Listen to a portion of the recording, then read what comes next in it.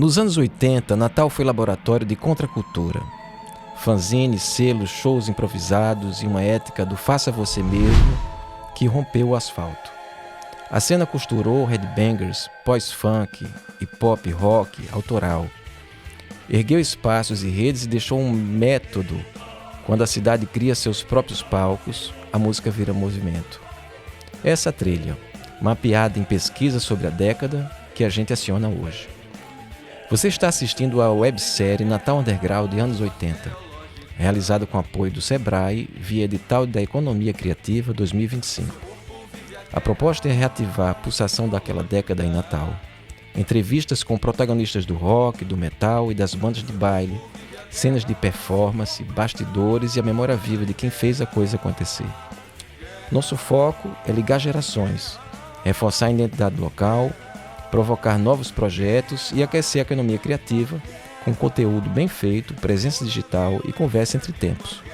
Tudo amarrado por roteiro, pesquisa e produção profissional, para que lembrança vire legado e o passado abasteça o presente e o futuro. Temos aqui nesse segundo episódio representantes, amigos queridos das bandas Modus Vivendi e Alfândega, Carito e Carlos Henrique Logan. Vamos aqui apresentar aqui inicialmente o Carito Cavalcante, que vai não somente falar sobre Modus Vivendi. Ele conversou comigo e eu acho lógico que achei super legal a ideia de não só falar sobre Modus Vivendi, mas falar sobre o Fluidos, porque enfim ele acabou participando da fundação dos dois grupos. Então Carito é Carlos Estevão Dantas Cavalcante, conhecido como Carito, é um artista multimídia, cineasta, poeta, letrista, vocalista, compositor, fotógrafo, ator, performer e arquiteto e gente boa. Faltou aí nesse currículo dele. Fundou e foi vocalista das bandas Fluidos, Modus Vivendi, e como poeta publicou 3 livros e atualmente está à frente do Praeira Filmes. Vamos falar do Fluidos, que é uma banda criada em 82 por Carito, Manoc e Bob Crazy. A banda Fluidos surgiu nos bairros do Tirol e Petrópolis, unindo amigos apaixonados por rock. A formação se consolidou com Ricardo Tadeu, teclado e vocal, e Fernando Suassuna, o velho, na bateria.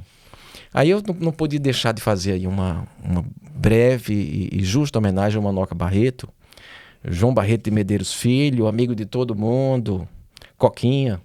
Foi guitarrista, compositor e professor da Escola de Música da UFRN, mestre em música pela Unicamp.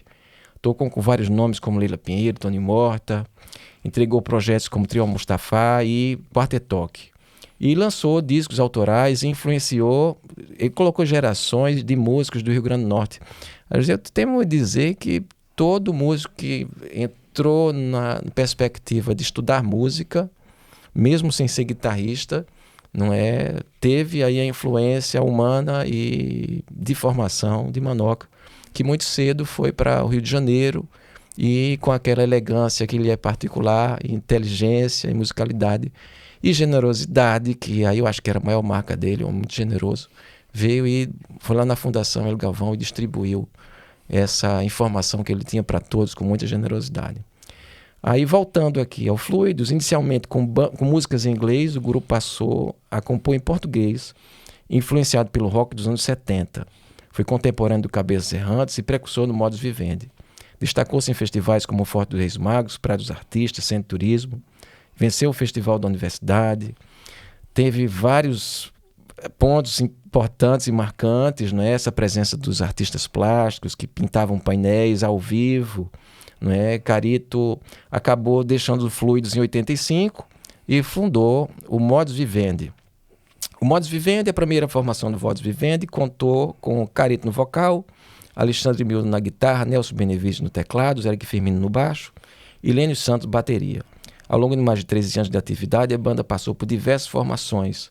Em 1987, o baterista Fernando Suassuna e em 88, o guitarrista Edu Gomes. Em determinado momento, o grupo chegou a ter 2 bateristas, tinham várias formações que incluíam muitos músicos, percussionistas e tal, chegando até 7 integrantes. Nos últimos anos, a banda adotou uma formação mais compacta, com Carito, Edu Gomes, Fernando Suassuna e Dudu Taufik. E o Modo Vivendo sempre priorizou músicas autorais. As letras refletiam a realidade urbana, com postura crítica, ironia, humor e amor. A banda retratava um Natal jovem, densa, noturna e antropofágica.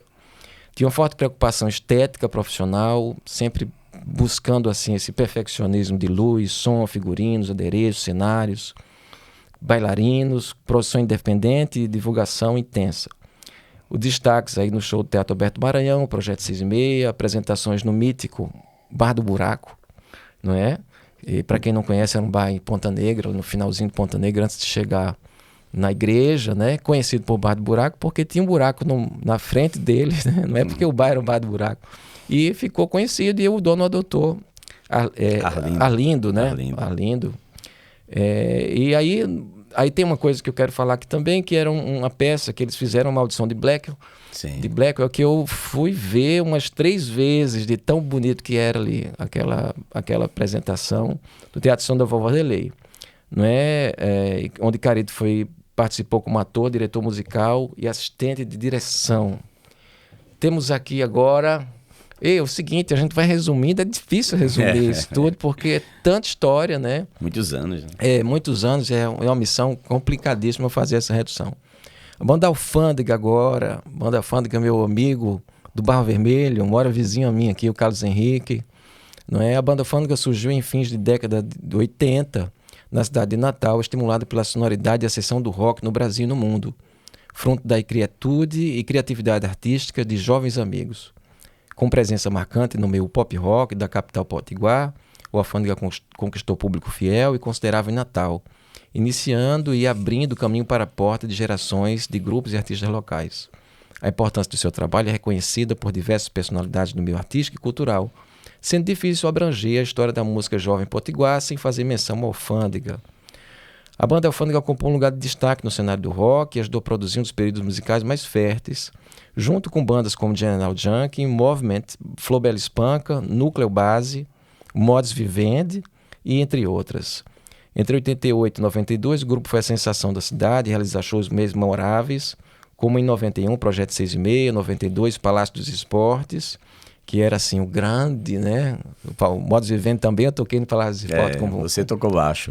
Tá vendo? No Festival da Nova Música do Nordeste. Pois é, então era assim, o máximo, né? Tocar ali acho que é como representa, como é tocar hoje no Teatro Riachuelo, né? Isso. O Alfândega participou ainda da primeira histórica edição do Abril Pro Rock, em Recife, onde estavam artistas como Chico Sainz também, shows de banda como Engenheiros do Havaí, e enfim, uma banda que marcou uma geração em que eu tive assim, o privilégio, o prazer de tocar, né? De tocar, acho que eu cheguei a tocar perto de 1 ano. Eu acho que eu fiz com o Alfândega, aí teve o Circo do Rock, dentro dos shows Sim. que a gente fez, e o Campina Grande Rock, viajamos aí para... Modos também viajou. Olha aí, tá vendo? Então estamos aqui sintonizadíssimos.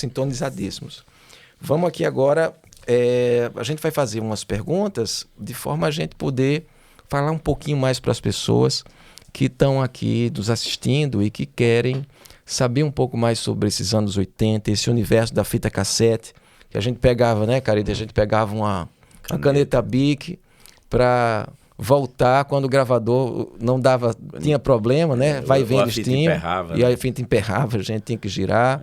Falar sobre os ensaios em garagem, falar sobre os ensaios nas praias, né? Sobre esse período a gente mesmo fazia, não tinha computador. A divulgação era o lambe-lambe, era fazer cartazes na mão, a criatividade artística sempre estava presente. Me lembro muito de Carlos Henrique fazendo a logo, né, do Alfândega e tal. Eu vi também, observei imagino o trabalho minucioso de vocês ali para deixar aquilo tudo caprichado. Então a gente vai fazer uma pergunta aqui agora, para a gente abrir, geral, para cada um responder.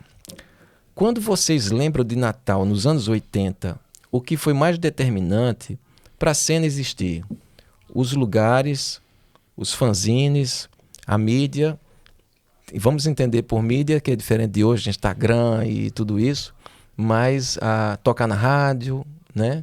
Poder ter uma gravadora, assinar um contrato, ficar famoso, né? Cantar no Globo de Ouro. Não? Então os sonhos eram diferentes, né? sair de Natal também, né, Carito e Carlos? A gente ouvia muito esse sonho, né? Das bandas ocuparem um espaço fora.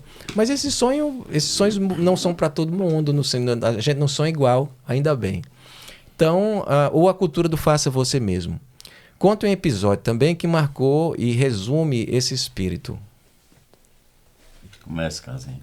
Fique à vontade. Vai. No meu caso, minha história e meu envolvimento com a banda começa porque eu vinha de um movimento mais literário, mais envolvido com artes plásticas e teatro, né? Que eu gostava muito dessa atividade cultural. Aí entrei também na escola de música e quando eu entrei na faculdade, eu me envolvi com o desenvolvimento da música. Então, assim, para mim, eu caí de paraquedas no mundo do rock e do pop. Então, ao contrário de Carito, ao contrário da maioria das bandas, eu venho de outros segmentos. Aí, quando encontrei o pessoal que eu tive identificação cultural, ali começamos o Alfândega. E, assim, a Natal, que é dos anos 80, né? Essa é a Natal que você precisava correr atrás para poder fazer a coisa acontecer. Né? Você mesmo tinha que fazer o cartaz, para fazer a divulgação. Era uma batalha grande, né? Porque você tinha de fazer bolar o cartaz, imprimir e sair espalhando pelos lugares. Uma faixa, com muita dificuldade, uma mensagem no rádio, muito, muito difícil, porque as rádios não davam esse espaço. Né? Ainda dá um pouco demais, né? Então, assim, a gente teve a oportunidade, por sorte, na Rádio Cidade, abraçou duas músicas nossas, e a gente, a partir daquele momento, teve uma divulgação ampla no público ali, que ouvia a Rádio Cidade, né?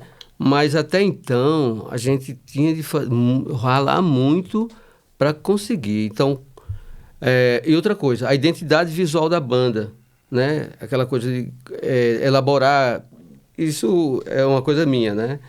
Elaborar a banda completamente, assim, visualmente e sonoramente também, né? Sonoramente e visualmente também. Então é isso. Era uma relação grande. Completar aqui, eu me lembro que você preparava a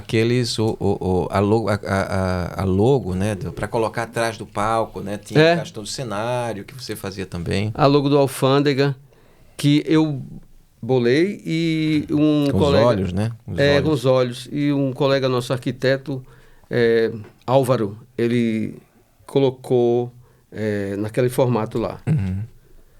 Mas é isso. Tá bom. Que prazer, viu? Vamos lá, Carito. Fala um pouquinho. Então, boa noite, né? Noite. Agradeço aqui a oportunidade de estar aqui rebuscando, né, essa memória afetiva e também afetada, né? Uma coisa importante para falar desde o início é que eu estou aqui, né, representando tanto o Mods quanto o Fluidos, mas todas as duas bandas tiveram vários integrantes, né? Então, tento falar sobre a banda, mas evidentemente que outros integrantes iriam falar outras coisas também, nem sempre ter o mesmo ponto de vista. Sim, ou a mesma experiência. Então, por isso que isso é importante falar. Outra coisa também é que eu não posso falar do Modus Vivendi sem falar do Fluidos, porque o Modus Vivendi decorreu do Fluidos, né? Então, em relação ao que você perguntou, eu acho que é o que moveu, né, isso. É importante eu falar da primeira vez que eu vi Manoca, né? Manoca foi na Praia de Pirangi. Ele vinha com uma prancha de surf, acho que era uma Rico amarela, que ele vinha da prainha. E aí, quando eu conheci, porque eu conheci um primo dele que estudava comigo no Salesiano, eu vi o cara que era surfista, tocava guitarra, tocava viola 12 cordas, tocava gaita. E descobri que era meu vizinho de bairro. Eu morava em Petrópolis, ele morava em Tirol, bem próximo um do outro, né? E a partir daquela identificação, né, com aquela pessoa, a gente tendo muitos gostos em comum, como, por exemplo, ele que me apresentou Neil Young, e escutava Lou Reed, uma série de coisas, a gente foi criando essa conexão. Então, o que é que moveu? A vontade de fazer parte de uma banda de rock. A primeira coisa que eu vou dizer, a vontade de criar uma história, de fazer parte da história como os nossos ídolos tinham. Sim, sim. Né? Então, primeiro essa vontade. Então, o Fluidos, quando a gente criou a banda com essa vontade de fazer parte de uma banda. Já tinha Detroit, já tinha Cabeças Errantes, já tinha Alcaté Maldita, Gato Lúdico, né? Já tinha tido, em outras épocas, Impacto 5, enfim. E aí a gente também queria fazer a nossa história, né? Então, isso é uma das coisas, né?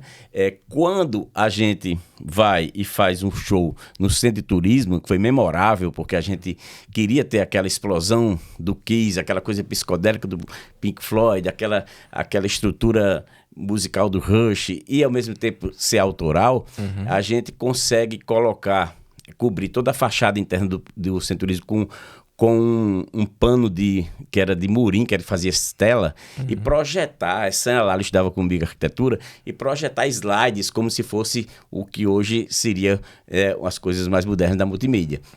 Então a gente criou um cenário gigante através da tecnologia que a gente tinha, colocando phaser no pedal da voz, colocando phaser no teclado de brinquedo de Ricardo Tadeu. Então a gente inventava as nossas timbragens e sonoridades. Esse show do Centro Turismo marcou muito.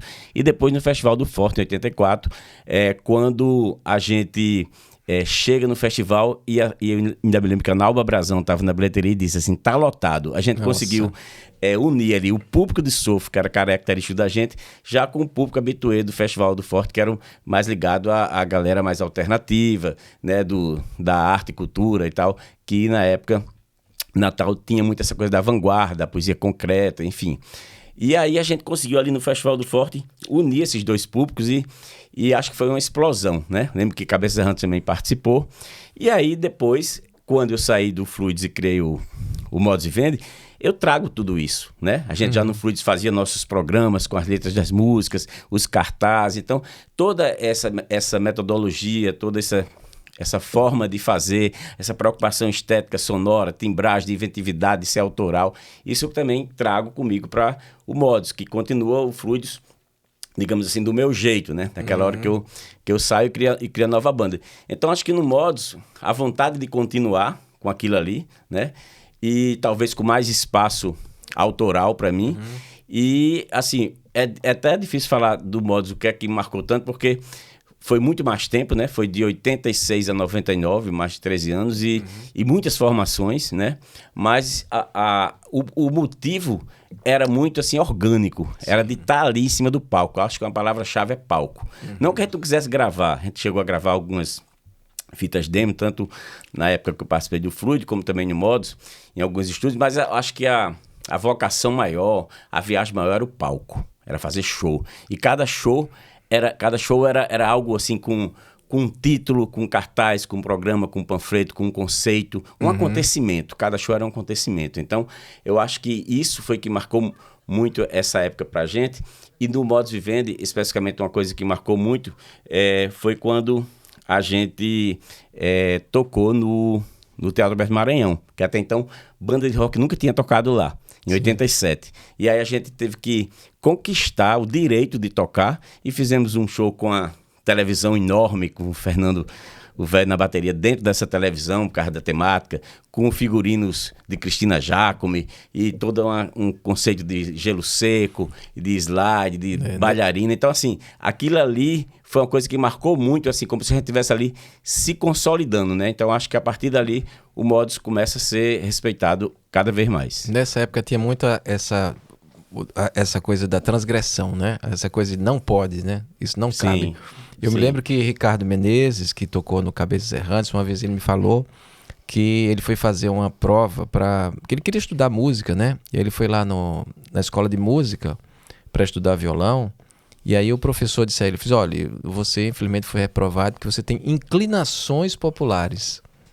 Então ele não poderia estudar violão porque ele gostava de música popular.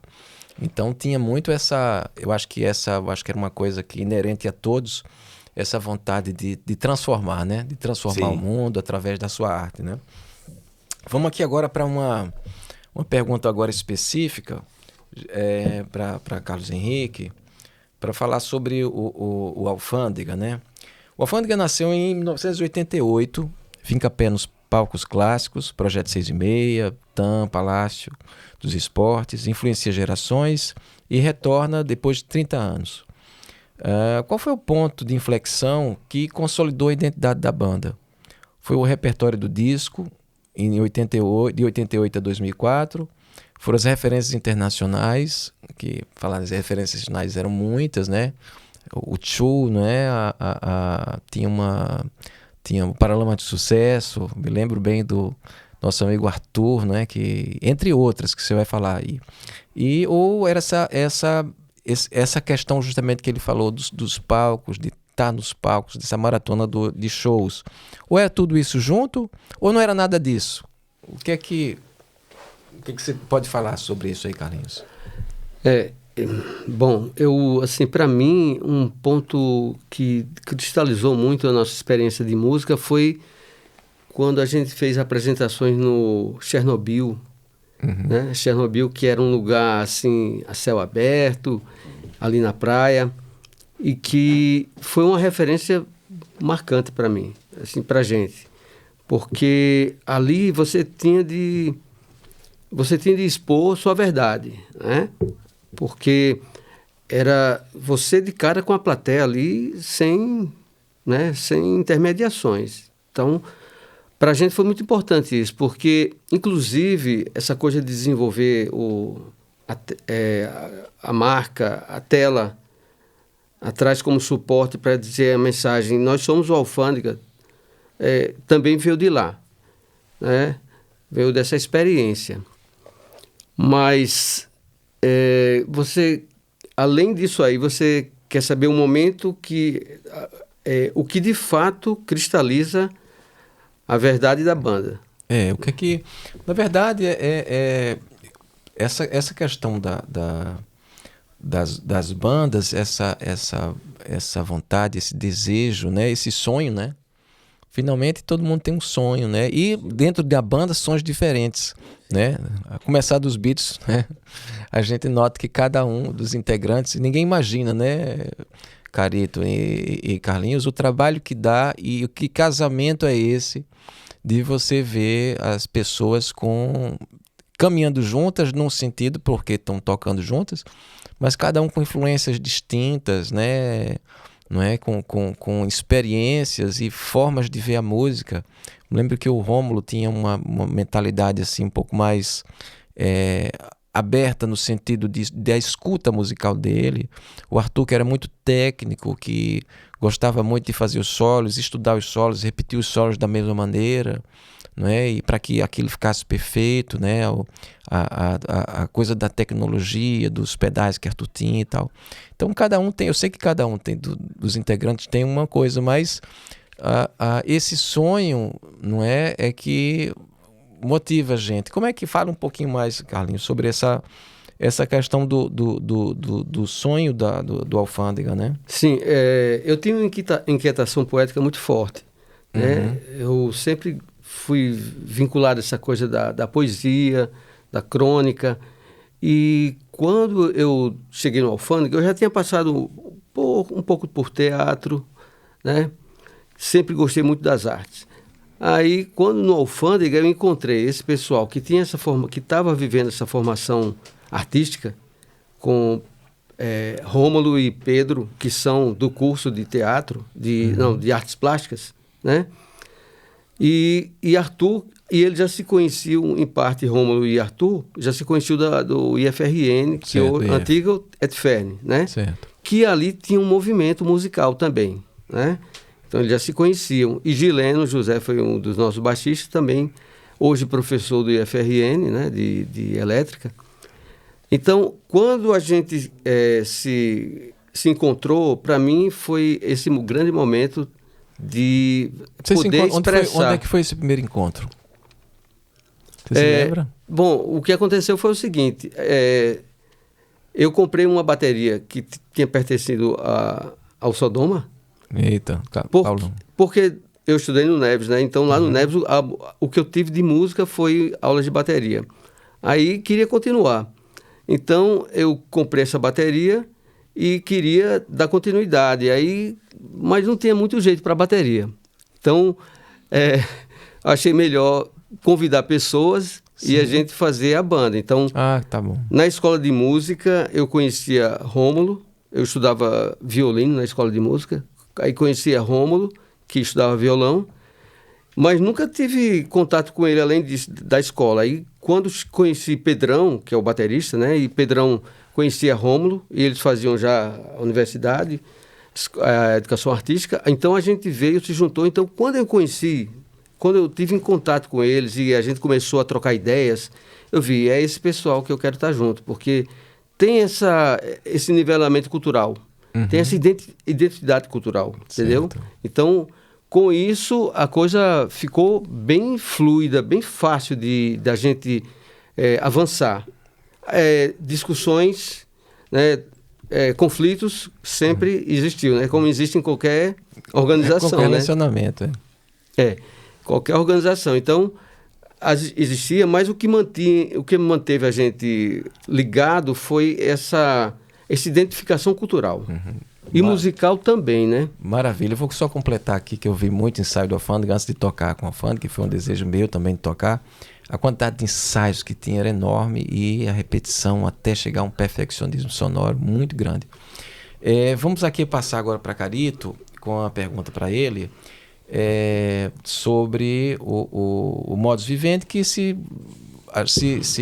compõe da mesma forma para o Fluidos, né? A gente vai pegando um pouco um gancho. Sim. A relato de shows de vocês com explosões atrás da bateria e turnês pelo interior, estética e ousadia como assinatura. Como essa engenharia de palco, essa performance, mudou a composição e a relação com o público? E se vocês tivessem que recriar hoje aquele set incendiário, o que fica e o que muda? Então, eu acho que a palavra orgânico tem muito a ver com a história tanto do Fluidos quanto do modus vivendi, né? Porque os nossos processos eram muito orgânicos, né? Então, por exemplo, no Fluidos, a gente teve que lançar mão de muita inventividade. Eu lembro demais que no quarto de som lá da casa que eu morava em Petrópolis, lembro demais de Manoca, e eu e Bob Crazy, a gente fazendo um ensaio e gravando com um gravador de rolo, de fita rolo, né? E Manoca descobriu que ele plugando a guitarra no 3-em-1, pelo headphone saía distorcido. Eu fiz isso demais. E aí, eu lembro demais que a gente tirando, né, a música do Time, do Pink Floyd, na hora para gravar, para ter aquilo ali e tal, na hora do solo, Manoca fazia o solo sem escutar o solo, porque o solo estava saindo pelo headphone e o microfone em cima, né? Depois um amigo de Manoca que morava perto, Gerardo, virou uma espécie de engenheiro de som. Ele montava os pedais de distorção e eram pedais caseiros, né? Que ele fazia pra gente do Fluidos. Então, isso eu acho que foi muito importante também, né? E isso a gente carregou sempre, né? Pintores no palco, fazendo performance, a gente querer, como você falou, a explosão na bateria foi um fato curioso do Modus Vivendi. Nesse show do Teatro Alberto Maranhão, Ricardo Gererê, que era responsável pelas explosões, botou pólvora demais e quase que voava a televisão com o Fernando dentro, né? Com aquela bateria e tudo. Então a gente sempre associava a música com toda essa linguagem, essa multilinguagem, né? Sim. Porque a gente já vinha dessa estética de ver os nossos ídolos fazendo aquilo. Então a gente também queria fazer do nosso jeito, da nossa forma, que fosse, mas a gente estava ali dedicado com seriedade àquilo ali, né?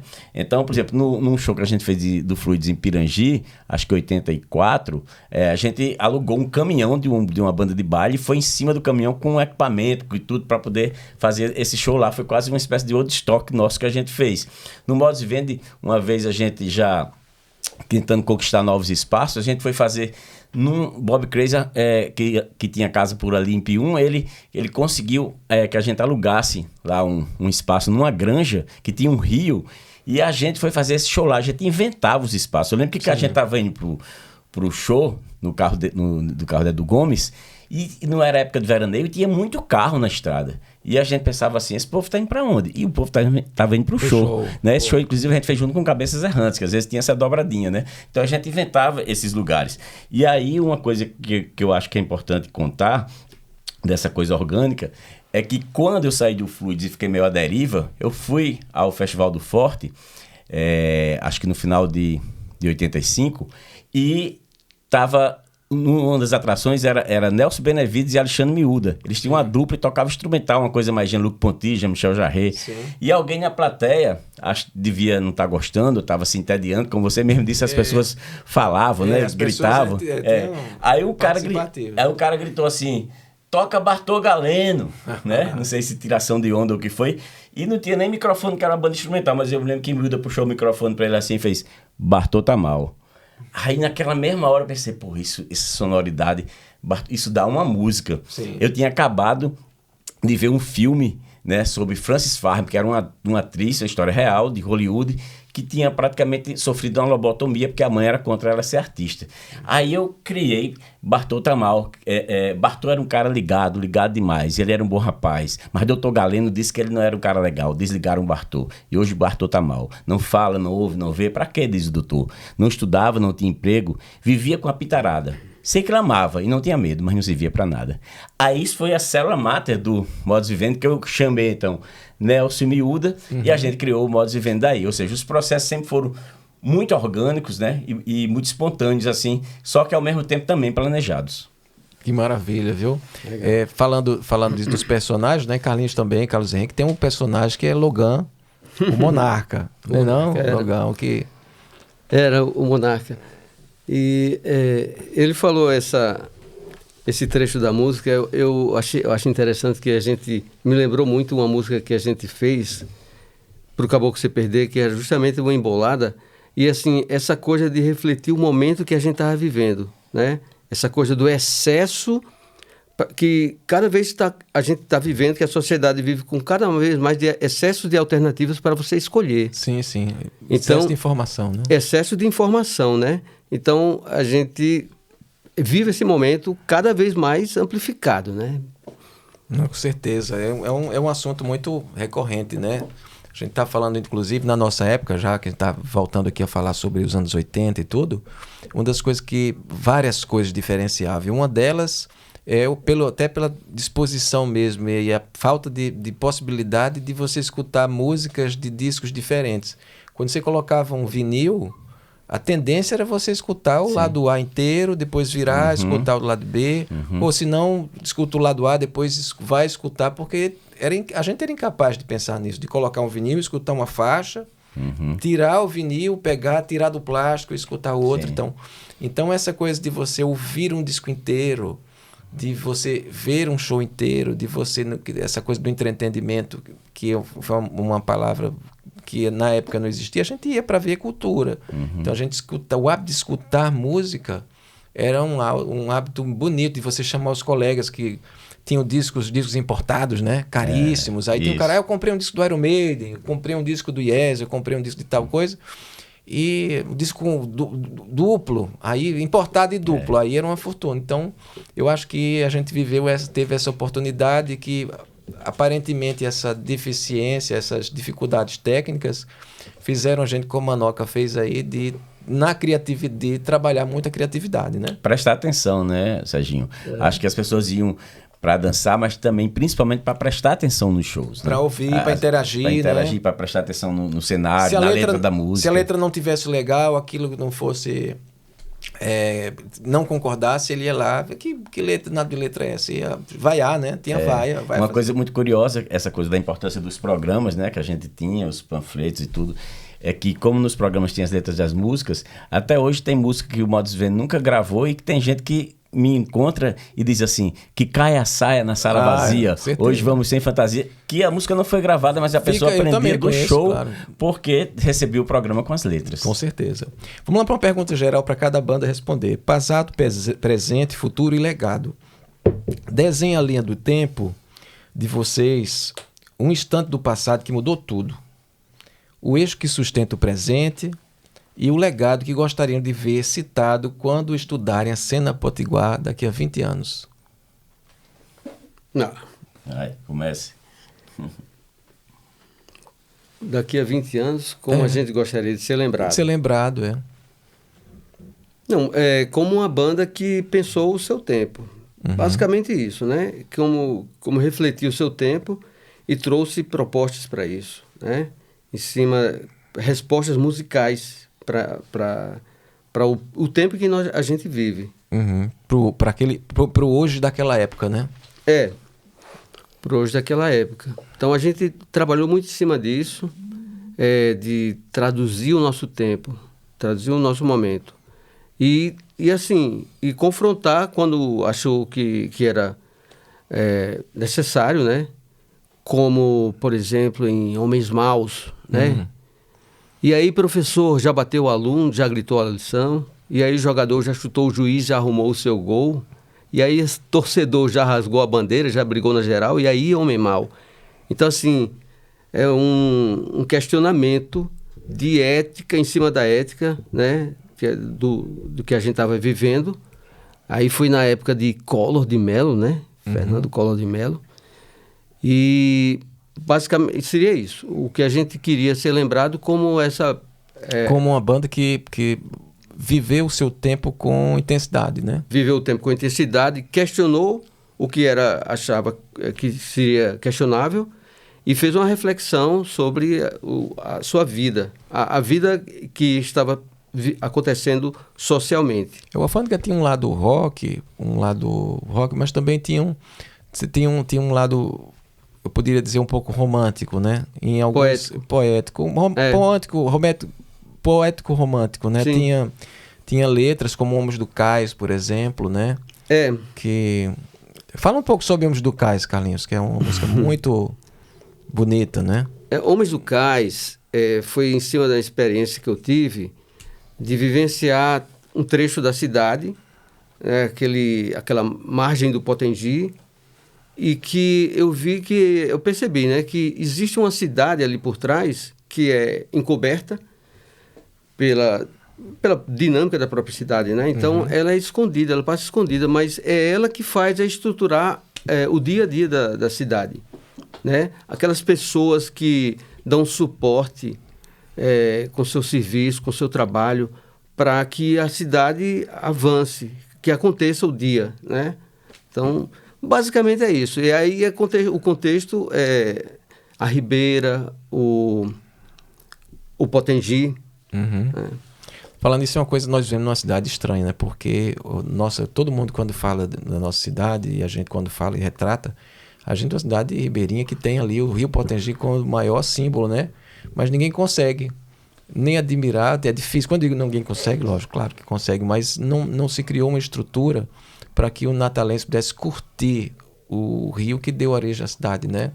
Não é uma coisa exótica, né, que a gente tem? Inclusive, Câmara Cascudo tem uma frase que diz que Natal cresceu dando as costas, se virando para o Potengi. Olha. Né?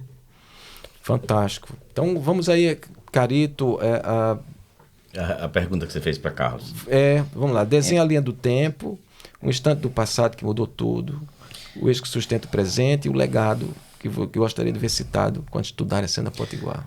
Eu acho que assim, um instante do passado que mudou tudo, a resposta vai ser bem subjetiva, porque tanto no Fluidos quanto no Modos eram bandas que viviam em constante mutação, né? No Fluidos, por exemplo, a gente era antropofágico, que bebia da New Wave ao Heavy Metal, passando pelo Hard Rock, chegou a fazer a releitura de Novos Baianos, do Peso, grupo de rock de Fortaleza. Então, esse mesmo sentimento antropofágico também tinha no Modos Vivendo. Então, esses instantes foram vários. O tempo todinho estávamos mudando. Inclusive, quem entrava na banda, claro que também imprimia sua marca. Por exemplo, na hora que entrou Edu Gomes em 88 e ficou até o fim, ele se tornou um grande parceiro meu. A gente ficou ali fazendo uma dobradinha, né, muito Carita do Gomes nas canções. E a partir dali, o Modos Vivendo foi ficando mais orgânico do que era antes, que também havia uma preocupação com arranjos, mas quando entra Edu Gomes, os arranjos eles estavam em constante mutação. Por isso, o instante que mudou tudo, eu acho que a gente mudava tudo o tempo todo. Né? E aí, quando você diz assim... você falou... Sobre... Não, mas são várias perguntas em uma só. Tem mais para só. Na verdade, tem o instante do passado, tem o que sustenta o presente, o que é aquilo que... Pronto, desse legado. Passado, o que, Pronto. Aquilo que você tinha vivenciado no passado e que você guardou e que está ali no... A própria história... Passado, presente e futuro, finalmente. A própria história né? É isso. Porque a pergunta é essa, passado, presente e futuro a própria das história bandas. Das bandas já é isso. Por quê? O modus vivendi, ele é uma consequência do Fluidos. Né? E ao mesmo tempo que o modus vivendi provoca os poetas elétricos. Então, assim, a preocupação poética, de performance. Então, assim, todas as 3 bandas, né? Os poetas elétricos já foi uma banda mais dos anos 2000, mas estão conectados e interligados, como esse passado, presente e futuro tivesse ali o tempo todo. Uma espinha dorsal única. O tempo todo. Tem uma frase de uma canção da banda paulista, Joelho de Porco, que diz assim: eu vou escrever no muro, hoje é o passado do futuro. Então, assim, o que é que deixaria, né? Você falou do legado. Então, assim, a banda, o que foi a banda, né? Como o Carlos Henrique falou, o Alfândega, eu acho que o Modus também e o Fluidos, eles ali refletiram a sua época. Mas, principalmente, foram pessoas que acreditaram no sonho e foram lá fazer, sem pensar muito, por que a gente está fazendo isso? Porque a gente quer fazer, era uma coisa quase fisiológica, de fazer parte de uma banda de rock, de estar no palco, de fazer canções autorais, de estar ali e acreditar no sonho. Né? Assim, porque era matematicamente fácil dizer assim, isso vai dar em quê? Não, vai dar na vida, né? A vida é isso. E aí, a mensagem que eu digo é de uma das últimas músicas que o Modus fez, que diz: sabotagem, se perder na viagem é uma grande sacanagem. Né? Então, ler rapidinho aqui essa letra, porque eu acho que ela reflete muito isso, né? O nosso tempo e também o que a gente pensava, né? Até em termos assim, de existência. Né? Então, a música diz assim, uma música minha com a do Gomes, que diz assim: sons que não tocam no rádio, livros que não são publicados, filmes que não passam no cinema, notícias que não saem no jornal, histórias que não passam nas novelas, poemas que não são recitados, lugares que não são indicados, assuntos que não são estudados, matérias que não dão na escola, relações que não são relacionadas, conhecimentos que não são científicos, máquinas que são manuais, roupas que não estão na moda, costumes que não estão em voga, prazeres que ainda são tabus, vícios que não estão no círculo, normas que não são normais, drogas que não são assumidas, missas que não são assistidas, vidas que não são registradas, gênios que não saem da lâmpada, aldeias que não são globais, bobos que não são da corte, tratamentos que não se usam mais, remédios que não estão na bula, pecados que não são da gula, melodias que são da noite, ritmos que não são do momento, neurônios queimados na fogueira, memórias que não estão na história, origens que não são originais, toques que não são de caixa, adjetivos que não são objetivos, animais que já são de menos, línguas que não são idiomas, dialetos que não são prediletos. Sabotagem, se perder na viagem é uma grande sacanagem. Vamos agora para a mensagem final ao público. Fechem com 2 recados para quem está começando banda em Natal. Um conselho prático de sobrevivência artística e um gesto de memória. Um lugar, um festival, uma pessoa que precisa ser lembrada. Não, peraí. Que conselho você tem a dar para essa nova geração? Essa nova geração que está aí no celular, que está ensaiando nos estúdios, né? Que não viveu essa emoção de escutar um disco, de ver um show da maneira que a gente via. É tudo tão diferente, né? E o que é que você tem, o que é que o Alfândega, o que é que o Carlos Henrique diria para um jovem que não viveu as coisas que você viveu? O que é que você teria para passar para essa juventude que não viu o U2? Não, é porque, assim, cada momento tem sua tecnologia, né? Cada momento tem a sua maneira de vivenciar a realidade da cidade, do país, do mundo. E, assim, o que existe hoje de tecnologia, o que está à disposição das pessoas, é usufruir disso aí. Ótimo. Não tem outro caminho, né? Você se abrir para com as possibilidades, né, que a cidade oferece. Você tem um produto que você gostaria de compartilhar, você gostaria de produzir alguma coisa artística, então usar a tecnologia disponível da sua realidade. A não ser que você queira fazer um revival e ser retrô, e ser um renascentista, por exemplo, e usar os recursos do tempo antigo, né? Mas para o tempo de hoje, eu acho hoje a coisa mais complexa, sabe? Assim, como eu falei, a diversidade de alternativas que existe hoje é tão ampla que às vezes a pessoa termina se perdendo nessa amplitude. Então, eu acho que o mais difícil hoje talvez seja encontrar um foco. Escolher, né? Fazer a escolha. Porque aonde você olhar, você vai ter infinitas possibilidades. Uhum. É um momento que você, da humanidade, que você vai ter muito mais escolhas para você poder se decidir. Ao mesmo tempo, existe aquelas escolhas, né? Uhum. Então, se você quer fazer um trabalho artístico, você tem inúmeros canais para fazer a divulgação via internet, né? Isso facilita imensamente e, ao mesmo tempo, torna mais difícil você encontrar um nicho, porque as pessoas que estão ouvindo também estão tendo essa possibilidade, né? De você escolher inúmeras, né, alternativas. Uhum. Como tem alternativa demais, as pessoas, até também para quem está ouvindo, para onde é que eu vou, né? Onde é que eu me identifico? E não tem aquele foco. O foco é aberto, câmera aberta para tudo. Então deixar seguir o coração e se entregar. Maravilha. Carito. Então, isso que o Carlos Henrique falou, né? Assina embaixo. E mais do que a ferramenta que você usa, a mídia que você usa, né? Como é que você está fazendo isso? Porque cada tempo, né, tem a sua tecnologia, tem as suas oportunidades, né, de você fazer dessa forma, daquele outro. Eu acho que o mais importante é a verdade. É a sua verdade, né? Se você está fazendo com essa ferramenta X ou Y, dessa forma ou daquela, mas você está colocando sua verdade aí dentro, né?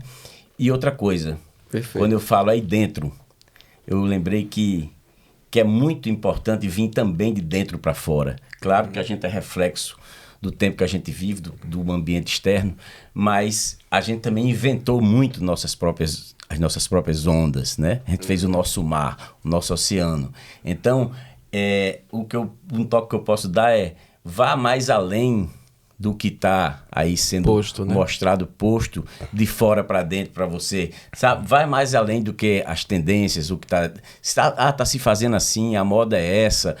Invente, seja autoral e, acima de tudo, sonhar, né? Acreditar no sonho, porque, como diz a canção, sonhos não envelhecem. E é por isso que a gente tá aqui, faz tempo que a gente é jovem. Eita, que a gente acredita nisso tudo. Então, tá aqui 3 meninos, né? Queridos, olha, obrigado demais por vocês terem vindo. Prazer. Você não imagina o prazer que eu tenho aqui de estar com vocês aqui. Fizeram parte. Toquei nas 2 bandas. Exatamente. Não é? Participei de uma maneira simbólica, singela.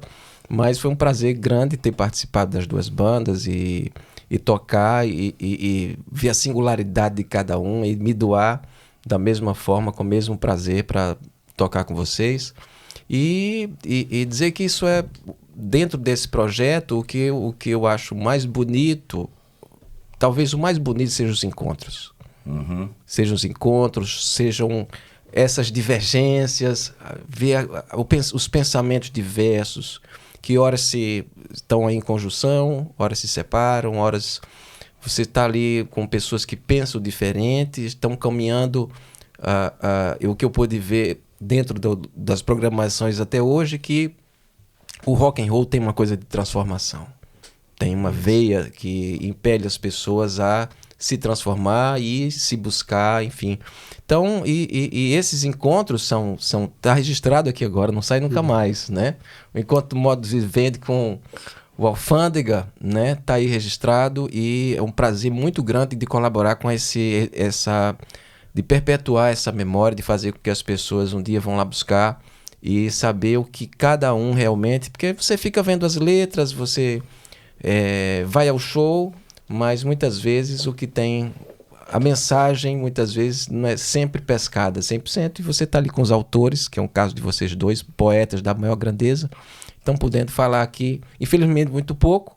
Quem sabe um dia a gente senta para falar com cada um de vocês e poder falar mais sobre a poesia, enfim, sobre tanta coisa bonita que tem para ser falado. Eu queria agradecer, viu, Serginho, o convite que você fez, né? Uma honra estar aqui. Agradecer também que aqui está do lado de Carlos Henrique, da banda Alfândega, que foi contemporânea, né? Vivemos esse tempo que ainda está reverberando, e dizer que mais importante do que os estilos são os estalos. É isso que a gente está aqui. Para mim, assim, o grande lance para mim de estar nesse movimento é justamente isso. Você está com pessoas diferentes, especiais, como Carito, como Serginho e como a banda Alfândega e todos os demais músicos da cidade. Para mim isso aí é um ganho, assim, um momento que eu levo para a minha vida. Amém. Queridos, obrigado ao Sebrae por essa iniciativa maravilhosa, esse edital que nos permitiu estar aqui hoje. Agradecimento também ao Roberto Fernandes, a Samela Soraya Gomes, que está ali, o Paulão, que também está nos ajudando aí, dando essa força, essa assistência luxuosa de um grande compositor, músico. E agradecer aí a Deus, sobretudo por esse momento único. Obrigado e até a próxima. Okay.